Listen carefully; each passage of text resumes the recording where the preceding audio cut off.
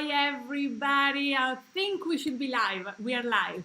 Hi, everybody. Welcome to this second webinar for this new food design webinar series. My guest today is Jashan Sippy from Mumbai. Hello, Jashan. Hi, Francesca. And welcome to all of you who are here with us live and to those who will be joining us later and watching this as a replay. For those who are live, let us know in the chat room where you're from and from where you are connecting, what time it is over there. I'm in Italy and it's 5 p.m. Jashan is already past dinner time. It's 9 p.m. for him. So let us know where you're from. It kind of creates this sense of connection between these people spread around the whole world, which is a beautiful thing. Before we get into the webinar, just a couple of things. My name is Dr. Francesca Zampollo. For those who have no idea who's speaking, I founded the online School of Food Design where, I have courses and stuff. I've written a few books, but one of my favorite things to do, I guess, is to have conversations with people in this YouTube channel. And so today is one of the good days for me. I get to have a conversation with somebody whom I think is going to inspire quite a few of us. So let me check in the chat room. So we have a few people, somebody from UK, Cinzia from UK, Montreal, Canada, Renoir, Vincent. And then we have Krishna from Mumbai and Nikki from Amsterdam. Hi, Nikki, I think I recognize you. Hi, guys. So thank you, guys. Thank you for being here.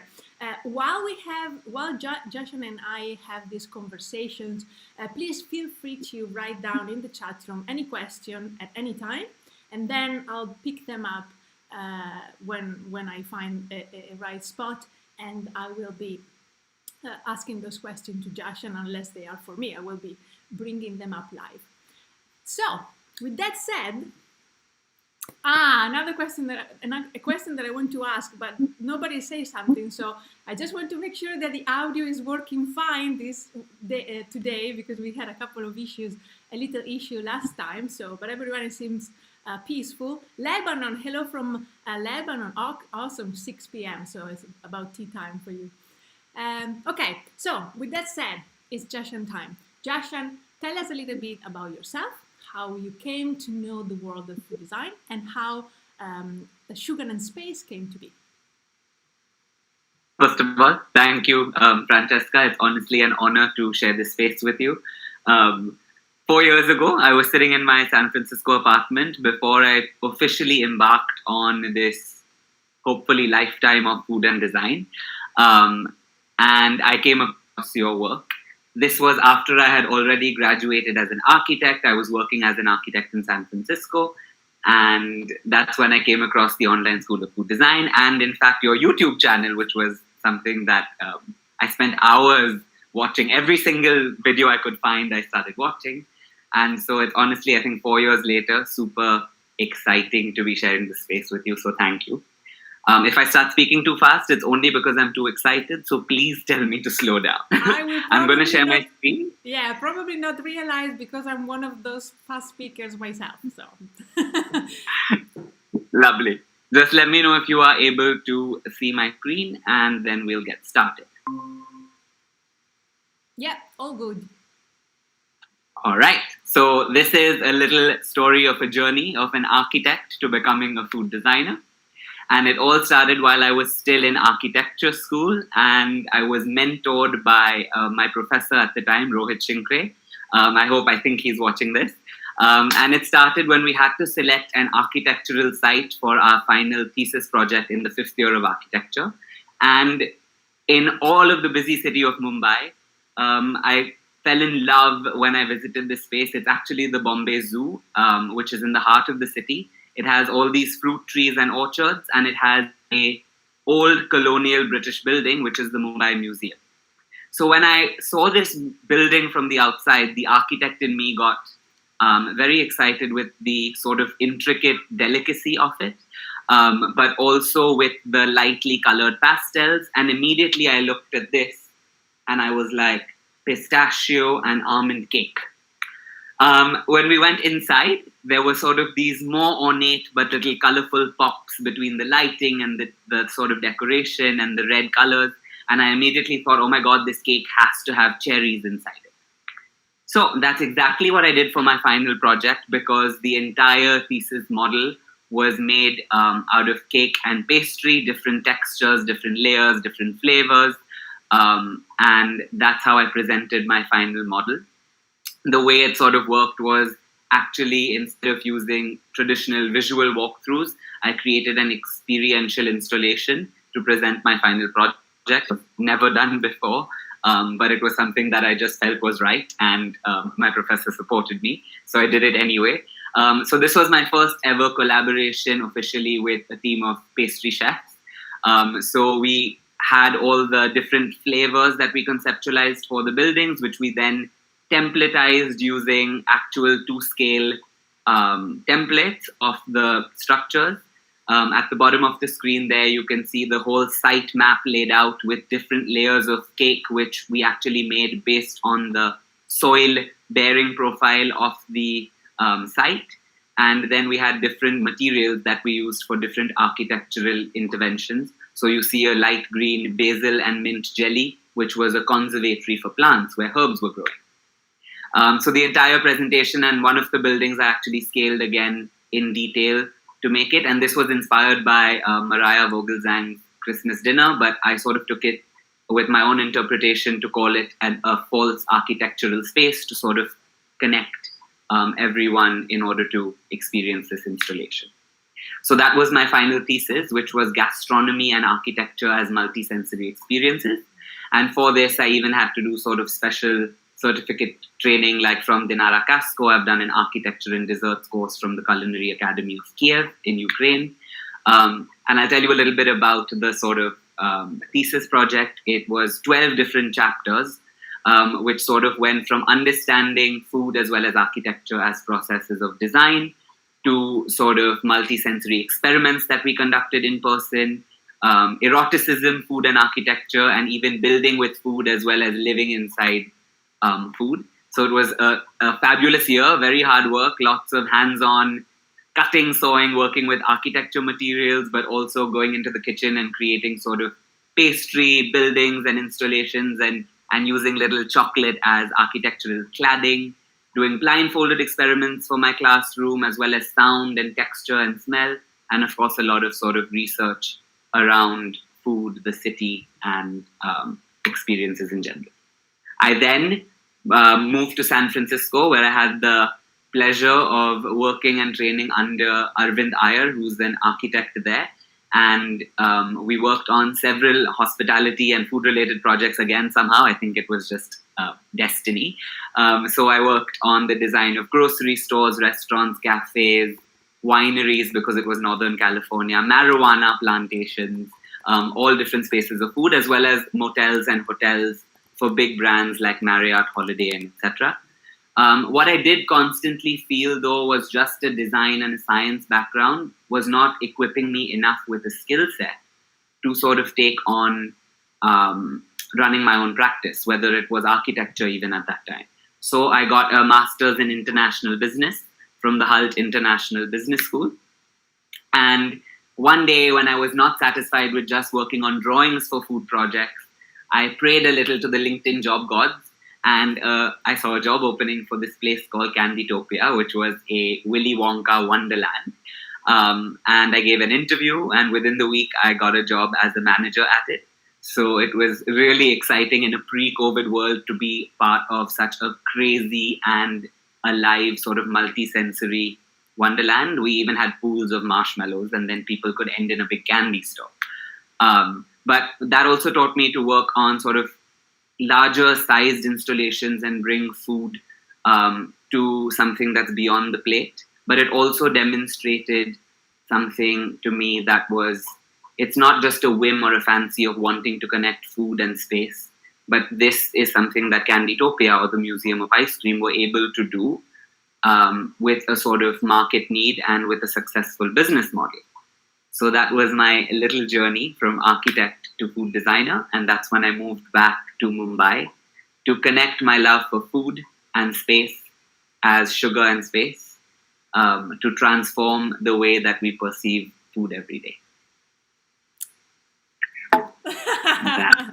Excellent. I loved it. Brilliant. I had a question, but it's gone, so I guess I'll ask it later. I'll go back to one of my scheduled questions.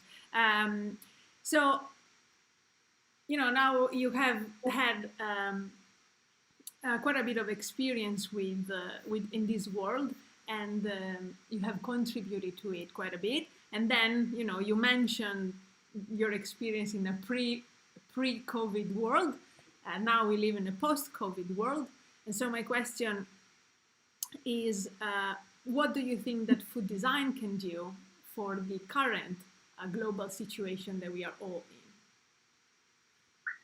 in? That's an interesting question, and I think when I thought about this, it's sort of taking me to raising awareness, because we're talking about sort of different climatic or lifestyle choices that we've made in the last few years that have got us maybe to where we're at, but also exposing assumptions, because we can't just sort of be living in our own bubbles, because I think what the pandemic taught us is we all went through something together. Even if it was a few weeks here and there, it was something that everyone experienced to the varying degrees, but relatively similar. It can also, I think, with food design, we can start provoking action, because we could start creating these sort of conversation starters or thought creators that could then start encouraging people to begin acting or sparking debate, for example. And we could also encourage reflection on our own values, beliefs, and the ways that we've been living. But at the same time, and I think we underplay this, it could be entertaining. And entertainment is not something that we should undervalue. And I'm going to share my screen to show you a few of the projects that we've done that fall under these categories.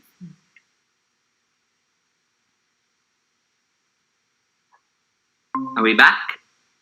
Yeah, all good. Lovely. So for what food design can do, so this maybe this is Google Meet. You're sharing Google Meet. 1 second. Yeah, it looks like you're sharing Google Meet. Don't worry.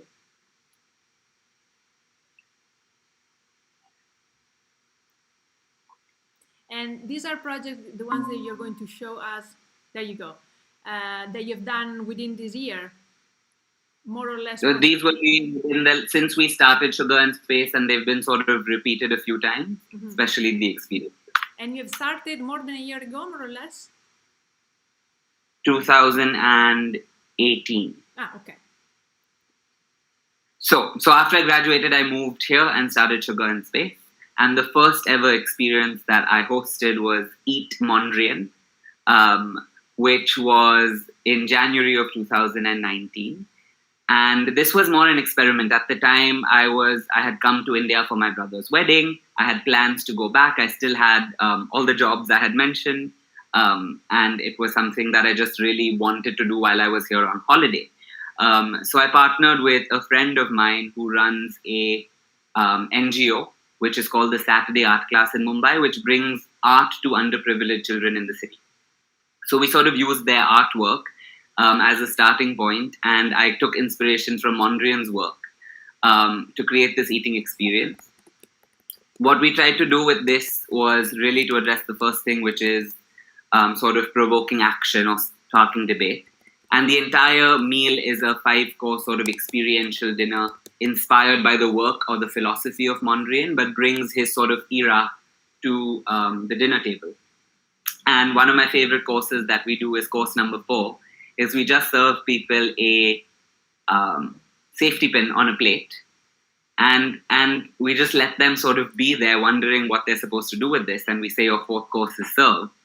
And I think what we achieve with that is art is all about interpretation, right? And we really wanted to bring that aspect to the dinner table. So when we gave people these safety pins, for a bit they were confused. And then they were like, I was like, okay, what would you do with a pin? And they were like, pop a balloon. So they started going to this decor, which was part of the ambience of the space, and popping these balloons. out of which the fourth course falls directly onto their plate. So that is how we connect sort of food and space. And Francesca, I can't see your face, but if you have questions, please make me pause. Go for it. Another sort of experience that we host, I have a 3D food printer that I got from the Netherlands 2 years ago. We use it to sort of create more storytelling, interactive experiences. One of them is called Nectar. We partnered with resin artists as well as a sustainable flower brand to raise awareness about edible flowers, but really to tell the story of the declining bee population. So with Nectar, what we do is a live dessert plating and demonstration, followed by a sort of experiential eating where people come around a table, again, pre-COVID, and they sort of pick or pollinate with their hands across the different elements in order to eat it, to understand the analogy between bees and pollination and the importance. That's Mia. She's our head of sustainability from Norway. She just moved back to Norway from New York, and we had gone to business school together in San Francisco. So she flew down to Mumbai just before the lockdown last year, and we created the Lancet Lunch, which was based on the United Nations Eat Lancet report, which really spoke about healthy diets for the nutrition for the body as well as for the environment. What we really tried to do was take this complex scientific research and make it more tangible, experiential, or palatable to people who are not necessarily experts on climate change. So we sort of extrapolated this onto the dinner table, had a presentation and a talk, as well as had people eat according to the proportions of the Lancet wheel. And that was something that we did to sort of raise awareness and spark sort of debate.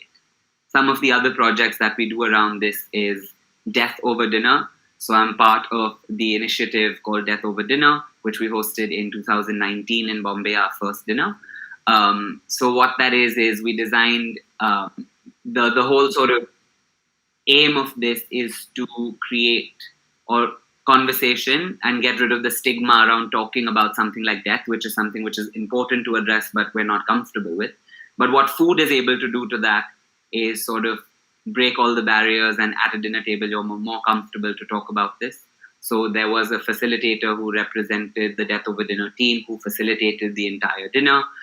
We curated an entire 5-course meal along with a chef based on the 5 stages of grief. So the 5th stage of grief is acceptance, which we interpreted as a panna cotta. So the cool, warm vanilla with sort of comfort is sort of accepting the idea of grief. And another experience that we sort of do to raise curiosity is eating without eyes. And we've hosted that even during the pandemic in Mumbai, Barcelona, San Francisco, Kampala in Uganda, and hopefully in Taiwan very soon. But what this one does is not only about engaging with your senses, but it's also about, we have a post-eating conversation which talks about the multisensory aspect and the sort of aspect of food waste. We do zero waste vegan dishes, which people would normally not go and pay for, but they really enjoy it because they're blindfolded. So it's just a sort of conversation starter. So that's it. So what about the conversations I wanted to ask you that happens in these situations that you create, both with regards to what you just mentioned, the zero waste dish, and also death, grief. What can you tell us about the type of conversation that you've seen happening around the table? What have you learned? What was exciting about them? So I think the key thing, and we say this because, again, I'm not a chef. I work with chefs all the time. I love going into the kitchen as well and getting my hands involved, but I'm not a chef. To me, and the approach that the team sort of takes to when we're hosting any experience is food has to be there. Food is a feature. Food is a sort of medium, but it's only a medium for a meaningful conversation or connection.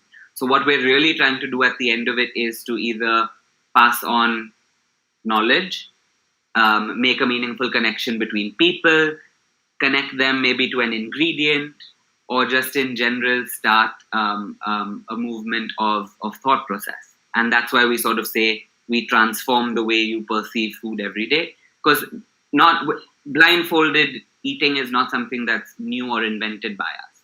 But what we insist on is it's not about the 10 courses that you eat, but it's about participating in the conversation after that, which is saying, hey, could we start reducing global food waste by maybe eating ugly produce? Because it tasted fantastic, but you couldn't see if it was ugly or not. Yes, we present it very nicely at the end of the experience because people are at the end of the day paying for it. And there's pleasure in creating that. But at the same time, you could do that without those sort of things. So with the zero waste dish, for example, with the carrot, we look at this one carrot as the sole carrier for an entire course, where we shave off the skin, we sun dry that overnight, we then deep fry that with some seasoning, and we use that as a crisp topping on top. That is something that people would normally throw out. The other thing we do is we trim off the cores, and then we pickle the cores, which keeps it fresh and gets the sensorial crunch to it. With the sides, what we do is we end up pureeing it to create a sort of base for the dish. And with the tails, we roast the tails because they have a nice little shape, so we keep them whole. So you have 4 elements created out of one ingredient, which makes a textural and flavor boom of a dish, which if you go to a restaurant and at least right now, not many of us, in the Netherlands it's a little bit different, where people are sort of excited and open-minded to go to a zero-waste restaurant, or in certain pockets around the world. But in general, and until a large number of us are sort of more open-minded to it, you wouldn't be willing to go and pay, let's say, $15 for a dish that just has carrot.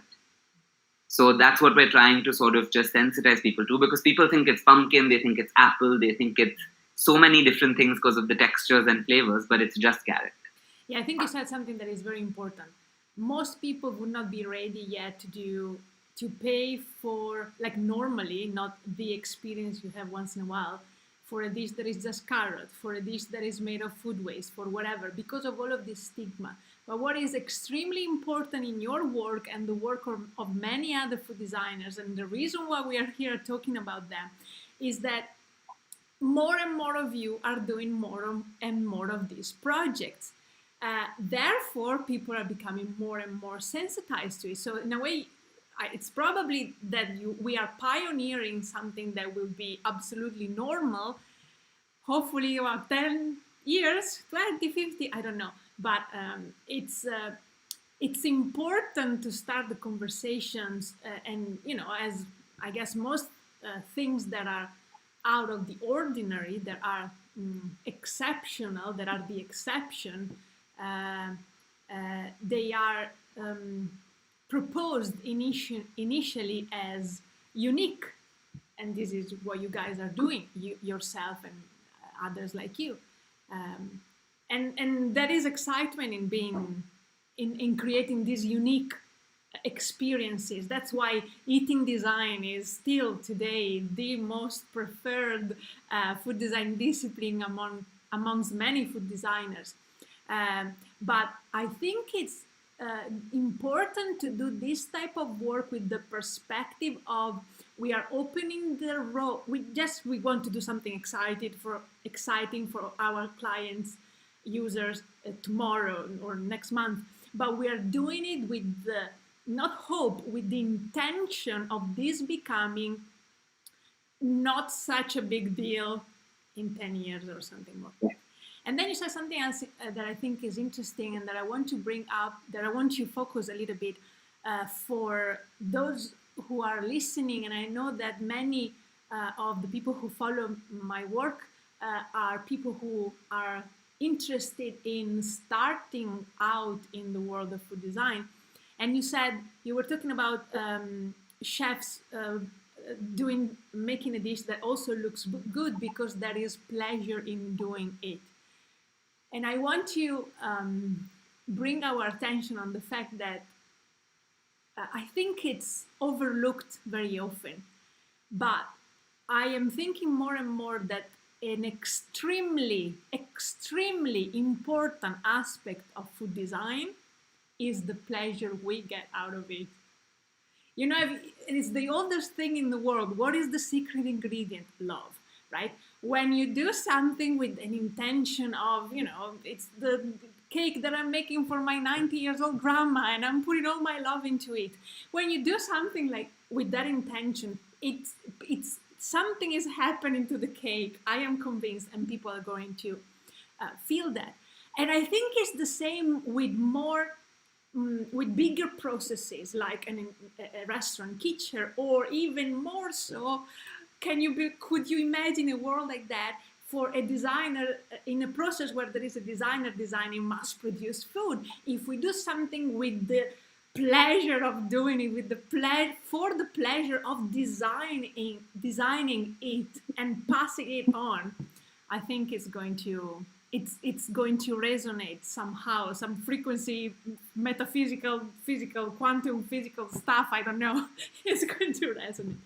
But so I think it's good for us to focus on to just focus our attention a little bit on the pleasure of designing food, our pleasure. User-centered design has changed the way we do design and has improved the way we do design. I'm starting to see things that make me think that user-centered design has made us lose focus a little bit. So I wonder whether now it's maybe the turn of designer-centered design, right? I'm designing because of the enjoyment that I get out of designing something. I'd love to add something here, because in my third year of architecture school, I was convinced that I wanted to quit. I was like, no, I don't like it. You know, it's not my thing. So in the summer, I got an internship. Before we were traveling, I got an internship at a very well-known pastry kitchen in Mumbai. Can you guess, Francesca, how long I lasted? Just try. Well, when I worked in the kitchen, I lasted 2 months. So I'm going to say maybe 3. I don't know. 1 day. Okay. And I'll tell you why. It's shameful, honestly, because I was convinced, and I said it for the whole year, that all I want to do is go and work in a pastry kitchen. That's all I wanted to do. But it's precisely because of this aspect of pleasure. What I loved about working with food and baking or cooking my whole life was not necessarily only the process. It was the end, where it was the connection with the people. And still, we're trying to figure out how we can reach a certain scale or balance where you still can maintain a meaningful connection, but also scale it up to make it sort of worth everyone's while and reach a wider audience, etc. But I think this is not something that we can ignore at all. Absolutely. Well said. Okay, my next question to you is, what are the current food trends that you are excited about? This one is a very exciting one, because I think it's a response to not only the pandemic, but also I think it is what the pandemic did was accelerated us, maybe with trends that were slowly picking up. The pandemic made it sort of more accessible to everyone, because everyone was sort of online or being fed similar information. So I'm going to again just share my screen.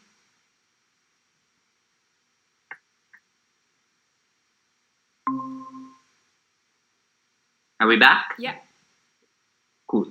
So some of the current trends that we forecast or see, and therefore we also do projects related to. One is, I think, a focus of what food can do to your health. So I think a focus on health, on well-being, on not only physical health, but even mental health. And this is a project that I'm very excited about. During the pandemic, I reached out to a gynecologist friend that I went to college with, and we had been apart for many years. We reconnected, did some online sort of webinars, and we focused specifically, because she's a gynecologist, on how food can positively influence women's health. So we did different sessions ranging on sort of from PMS and eating for PMS to PCOS, eating for for fertility, for pregnancy, for feeding, as well as for menopause. And we just finished shooting because all of those insights we've compiled into a book. And I'm very excited because in the next few months, this book should be released. So keep a lookout. Food waste, I think we spoke about the zero carrot, and you're seeing the sort of sketch as well as the end result there. But with our 3D printer, what we do is sort of at home, we drink a lot of cold pressed carrot juice and fruit juice, the pulp of which you would normally throw away. Ideally, we compost it, but in a city like Mumbai, we don't have the infrastructure to compost that easily in the apartments. But what we do with the 3D food printer with edible bites is we season the pulp that you would normally throw away with salt, with paprika, with different agents. We sieve it to make sure it can come out of the 3D printer. Then we print it and then either eat them fresh or bake them. So what you're seeing in the center of the screen is the result of a baked carrot waste dish that we then pipe in different things in and make an entire sort of tasting plate from. Another trend I think that's picked up, of course, is outdoor dining. So I'd love to bring everyone's attention to Earthen, which is something that we did starting early last year, but we've gone across India doing this right now. We've partnered with another chef, Michael Swami, where we actually, it's a very hands-on, immersive outdoor. You dig the ground, you create these earth ovens, you go foraging for different ingredients, and then you sort of use traditional cooking techniques or methods and recipes from across the world that we've researched, from Samoa to Peru to India as well, Greece as well, different sort of foods. We tried our own cooking technique where we used, you can see on the left side of the screen, we wrapped different food items in clay that we then slow cooked outdoors for several hours, and it got a really smoky, nice flavor. I'll be honest, some of the ingredients did get burnt, but we're still working on it. Another, I think, trend is experiences for delivery. So this is something that I think a lot of, at least for food designers, it's something that's a great market opportunity, because more and more traditional F&B places like a restaurant, for example, will now be doing delivery, but how could they maybe deliver aspects of their experiences to the home is exciting. So this was actually a project by another designer that's live now, a dear friend of mine, Farzeen, and she's a product designer and has released these side tables or stools that are inspired by kulfi, which is the traditional Indian ice cream. And so we're planning to do sort of PR kits on that, experiences around it. So I think there's tremendous opportunity there. And another trend, I think right now, is connecting culturally over food.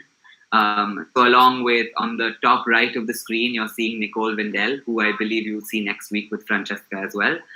She's my work wife, long distance work wife.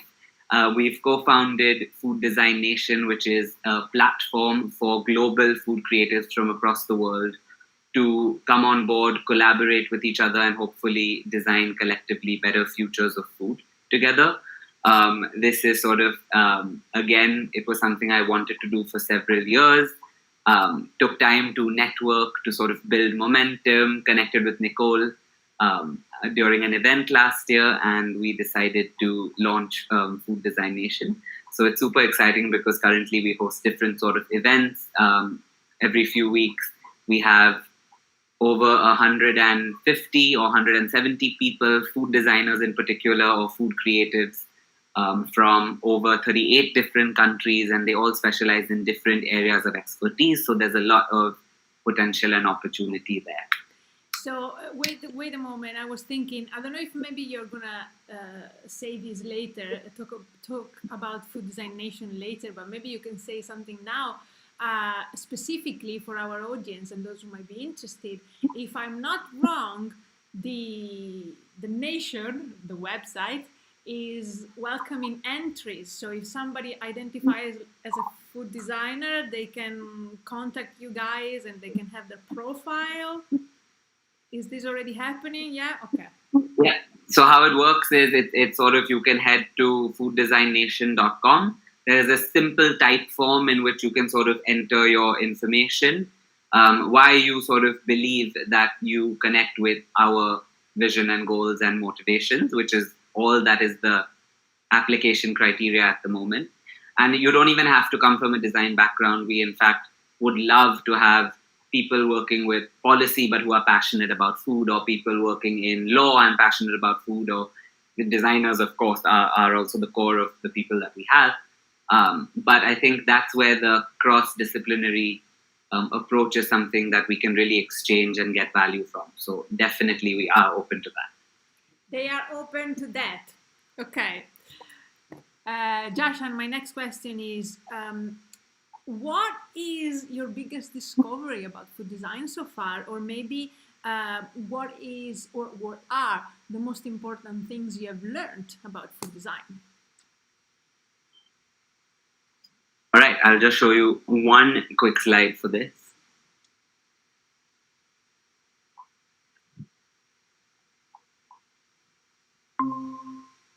We're back? Yep. Great.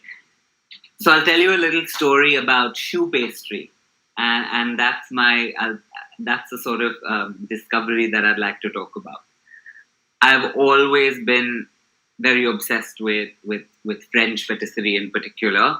And during my thesis as well, I baked a lot of choux pastry. And when you cut into choux pastry, it has these sort of voids and enclosures that you can see on the bottom left.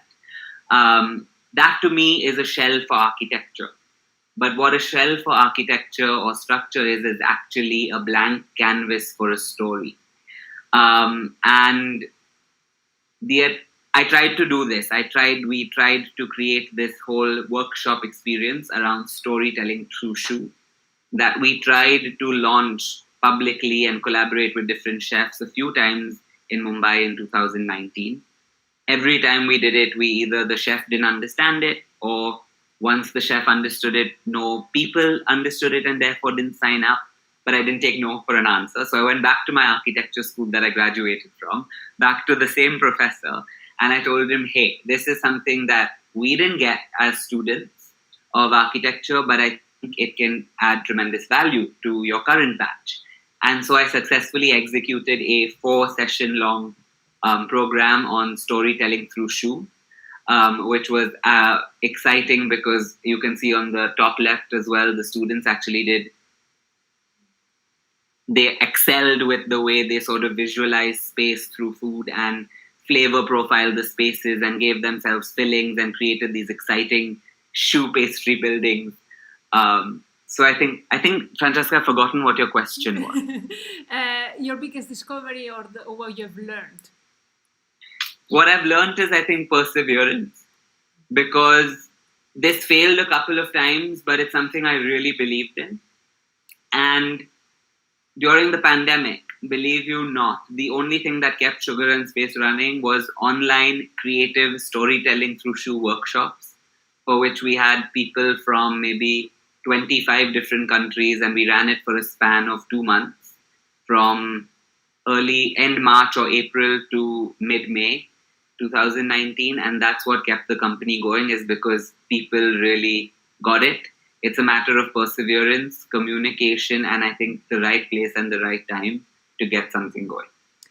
I love it. I love this story. And I think there is a good connection here.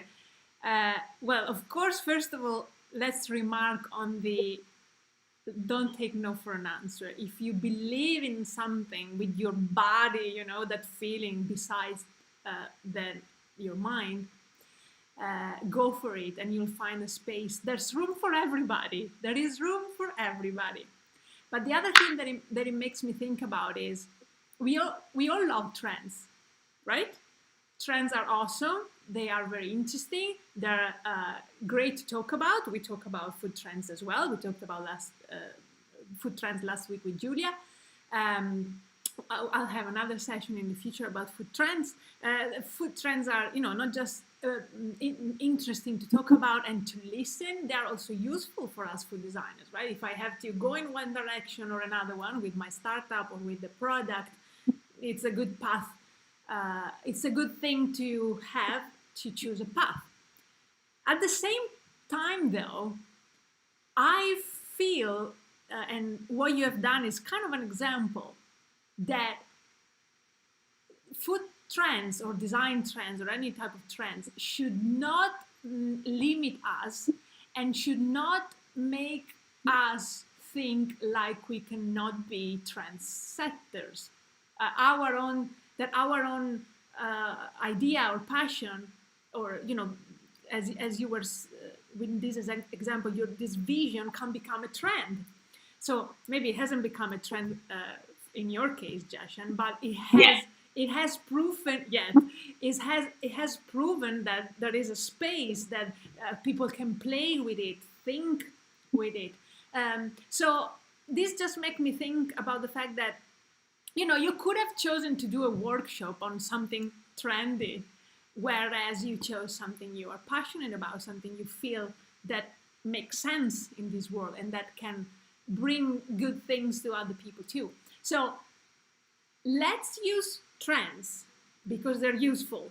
But if you have something that you absolutely believe in, and I repeat, with your body besides that, with your mind, you know that feeling, right? Go for it. So the other question that I have, before I go to the last two questions, and it looks like we're going to be within 1 hour. Excellent. I want to go to the chat room and say hello, everybody. Actually, Nicole just joined us, I think. Nicole, you can find us. Okay, I think she shared a message for Instagram. Yes, with the Food Design Nation. So I want to go back to the chat room, where, as I said, you can find Jashan work wife. I loved it. We just long distance work wife. We're gonna connect in Barcelona very soon. Exactly. And I just want to go give a shout out. So there's Ruchita from Spain, Veronica from Mexico, Carola from I don't know where, maybe she said it before, but she said that she lasted 2 years in the kitchen. So she was laughing about that when we were talking about your 1 day and my 2 months. And then we have,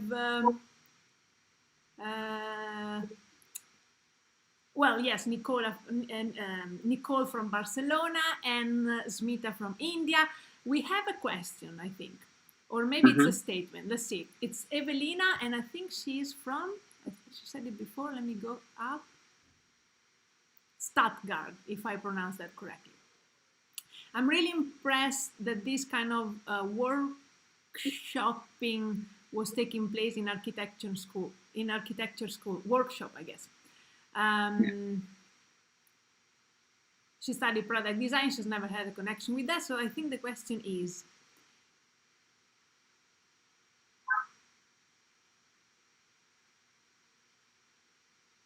okay, she's asking if you can visit them one day. So I'll let you go back. I would love. I'll let you go back to the chat room later on, and so maybe you guys can connect. So we have London and Birmingham. So guys, I have a couple of more questions for Jashan. In the meantime, please shoot or write your questions in the chat room if you have any, and I will be happy to read those to Jashan in a moment. And I do this because I know there is a delay between Jashan and I's reality and what you guys see. So my next question is, and this is really for all those people who I know follow me and are interested in starting their career, a possible career in the world of food design, and you have no idea of how many emails I get saying, I want to start, where should I start from? But I'm guessing that with Food Design Nation, that is going to happen to you too, more and more. What is the number one business advice you would give to people starting up in the food design world? So there's two pieces to it.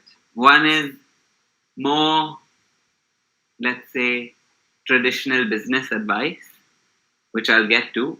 But I'll give you first, I think, a very unfiltered, personal, based on my own experiences. I spent 6 months back in Mumbai from San Francisco in a market which seemed to be a tougher market than if I was still in San Francisco, which is a lovely food city. The minute you stop trying to show what you can do, but you actually just do it, is when you're going to start picking up. So I think the minute I let go of that little bit of, there's always excitement and butterflies, and a little bit of fear is good. But if fear stops you from flourishing, then do something to let go of that fear. And number 2 is network. So I just think that it's communication and networking and constantly putting yourself out there. What's the worst case? You're going to hear no. And if you hear no, you didn't have it anyway, but you might have got it. And I'd love to share a little example of a project as well. Please. Are we back? Yep. So, this was a project we recently submitted for the Interplanetary Cookbook. And it's called Spirulina in Space. So, when we address the next question, I'll tell you why this whole thing makes sense. But this is something that's completely out of this world, right? It's by the Space Exploration Initiative, the MIT Media Lab in Cambridge. Currently, we've been stuck in Mumbai. But they have a interplanetary cookbook coming out, and we managed to sort of shoot, conceptualize, and create together. Ruchita, who's on the call, actually helped with the visuals. But we were able to conceptualize this entire spirulina in space concept. And it's only because I sort of constantly tried to network and connect with Maggie Koblenz, who's spearheading the department there. So I think that's just proof and an example of the advice. Just don't stop trying, because I think all of these seemingly crazy things are possible, and there could be a chance for it. So why not? Excellent. I love it. So there is Nirmala, if I'm pronouncing that correctly. She says, Jashan was inspired by you. Who inspired you for food design? So that's, thank you, I guess. I told this story many, many times. So do you have to think that I started, what is it now? More than 15 years ago. And it doesn't sound like a lot of time, but 15 years ago, food design was still like an infant, like a teeny tiny thing. And you would Google food design, and nothing made sense. So there weren't really food designers at the time, or people who were constantly working specifically or only in the food design sector. So in that sense, I don't have a hero like that. But the moment that changed my life path forever was when I actually met a chef. So I was a student in industrial design, and we were designing. I said this story. I told this story many times. I'll tell it one more time, just quickly. We were designing, washing machines and industrial stuff, and I was not enjoying it at all. But it was my habit to be a diligent student, so I wasn't really even questioning whether I liked it or not. I was just doing what they told me to do. And then there was this workshop in between semesters, and I just chose, there were choices, and I just chose the one with the least boring name. And the first day of this workshop, which was titled Food Design, a chef came in, and he was dressed as a chef, and he was coming into this classroom where we were designing washing machines and air conditioning stuff. And he started talking about designing food, using food as a material. And my world was blown up. Like, what do you mean? Instead of using glass and wood and plastic, I can use food to design with. And that is a material that people are going to eat, and it's going inside people's body. Oh my God. So I guess that is one person who really, I don't know if he inspired me, but meeting that person really, you're going through your life, and then something happens, and bam, 90-degree curve there. If you have other questions, let us know. And my last question for you, Jashan, is, what would you like to be remembered by? I'll show you one visual, and I promise you this is the last one. No, please, you can have as many as you want. I love them. We love them, I think. Yeah, you're back. So this is a small example. This was the first. I came back fresh as a architect and Masters of International Business from San Francisco. Got and met a lovely creative chef who understood and was open-minded enough for me to play with her space. And that was the first installation. We designed the entire kitchen studio, but this is something that I loved the most about the project. We called it the Dente Wall. So the chef had studied in London at Cordon Bleu and cooks very eclectic European food. So pasta and Italian food, fresh, is something she loved doing. I told her, hey, we have this sort of blank canvas, and I had just come out of Candytopia, so I was obsessed with this sort of idea of, fascinated with the idea of wanting to put sort of food into architectural spaces. But at the same time, wanting to think about sustainability, circular economy, multi-sensory experiences. So you go into a room and you don't necessarily want to touch or lick walls. And trust me, I've got every architectural food tour city that I've been to, and I've been to maybe close to 50 different cities around the world. I have licked a monument again pre-COVID because I really wanted to connect with the architecture. I will not do it anytime soon, but I miss licking buildings. But I think what I would love to be remembered by is the guy who brought food to space and space to food, but at the same time inspire new generations of people to follow their passions, because I firmly believe that, and I'm aware that it comes from almost a place of privilege to be able to have done so much so quickly and follow my own dreams and passions while doing it, that your career is a sort of vehicle for your self-expression. And if you're able to sort of wake up every day and be excited or happy about it, then that sort of gives you meaning. And at the same time, Francesca, just like you've done for many of us, I hope I'm also able to continue doing that for several generations to come, and just be a sort of example, whether they look at a project about dying bee population or about death and dinner or sticking pasta that's expired on a wall, just so that you can start conversations and make connections. That's all I want to be remembered for. Amen. Well done. I love it. Not practiced. Awesome. But I have a question though. I see this project. I see also sorry, I forget the name, but when you served only the safety pin on a plate. Yeah. And I'm Mondrian. thinking, is it possible that you have been inspired by Heston Blumenthal's wallpaper? I love it, and part of my thesis book actually is that wasn't a Heston one, but the lickable wallpaper. I love Jaffa cakes, and as children we would visit London every year in the summer because we have very dear family living in Surrey.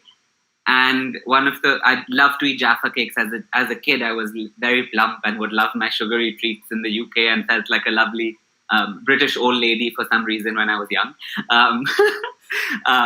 But I saw this one installation that McVitie's had created in an elevator in London, which was the Jaffa cake stuck on wallpaper. And each of the patches was a different layer. So one was chocolate, one was the cookie, and one was the orange jam. And there was this photograph of 6 people in an elevator licking different spots of it. And I was like, oh my God, can I go? So completely inspired, I think, by Willy Wonka. And my dad used to tell me stories of Ansel and Gretel. I think actually my dad played a lot of my psychology when I was a child, and I would be going to bed and I would tell me a story. He'd always tell me this story of chocolate bars and candy trees and floorboards, and he would compare architecture and construction to food. And I think that's basically what I'm trying to do now. You started your career with architecture, but it ended up going where it needed to go. No regret. I love it. Okay, it looks like there aren't questions for now. So what we can do is Jashan, please tell people where they can find you, and then all the links and bits and pieces will be put in the description of this video for people who will be watching this video later on. Lovely. So a couple of things before we do that as well. You can find us on Instagram at sugar.and.space, or just reach out to me on email, or LinkedIn is a great place to connect if you want to talk about serious stuff. Email is info@sugarandspace.in, and LinkedIn is my name, Jashan Sippy. If you'd like to be involved with Sugar and Space, there's a couple of opportunities there. We're constantly looking for super hosts globally. We have a lovely team and community of people who are passionate about hosting experiences like this, currently in Spain as well as in the US. But wherever you are, if you want to do it, just reach out to me and we can figure out how to get things going. We'd love to get our experiences in your locality. The other thing is, if you'd like to share your personal story and share it with the Sugar and Space viewers and readers, you can share a story for Food, the Feeling of Home. Again, just shoot me an email and I can share details with you as well. And finally, and most importantly, we'd love to see you join the community and interact with us at Food Design Nation. Very simple on Instagram, at Food Design Nation, or at fooddesignation.com. Francesca, thank you so much. Thank you, Jashan. All of this is going to go in the description of the video. Thank you, everybody who was listening, and there's people giving you an applause. Nicole is giving you an applause. I'm going to give you many. This has been wonderful, and it's actually, for me, the most beautiful things about these webinars is just to show how people started from whatever they were doing, whatever they were studying, and ended up doing some form of food design. So thank you for being such an excellent example and such an inspiration, I'm sure, for people who will be watching this webinar. Best of luck to you, and we'll keep in touch. And we'll keep in touch through Food Design Nation as well, everybody. Lovely. We'll see you for a coffee soon in London or Italy, Francesca. Absolutely. See you soon. Thank you. Bye, everybody.